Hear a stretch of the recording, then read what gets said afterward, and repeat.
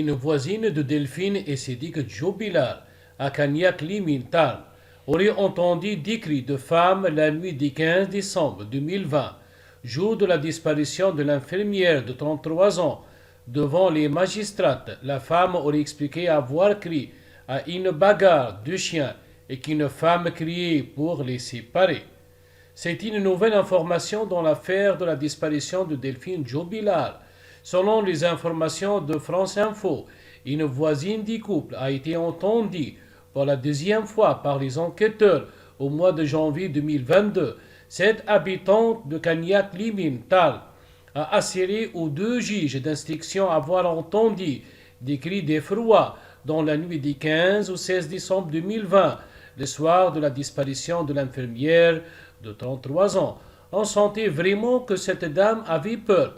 Le soir de la disparition, la voisine, âgée d'une cinquantaine d'années et mère de famille, est sortie fumer une cigarette devant sa maison, située à une centaine de mètres de la maison du couple Jobilal, toujours selon France Info, dont les journalistes ont eu accès au compte rendu des auditions.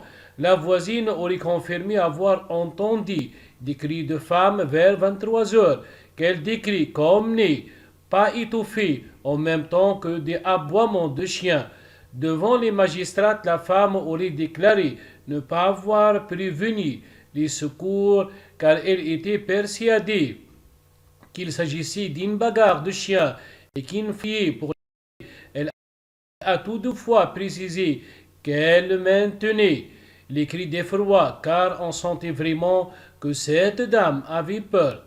La voisine aurait ensuite été rejointe par sa fille de 11 ans, également entendue en janvier 2022 par les enquêteurs. La fillette a témoigné avoir au début entendu des chiens, puis une voix aiguë et un cri de peur. D'après la fillette, les cris ont continué jusqu'à ce que les chiens arrêtent d'aboyer. Delphine et Cédric Jobilal avaient deux chiens. L'époux Cédric est mis en examen pour meurtre aggravé depuis juin 2021. Sa quatrième demande de mise en liberté a été rejetée ce mardi 22 mars.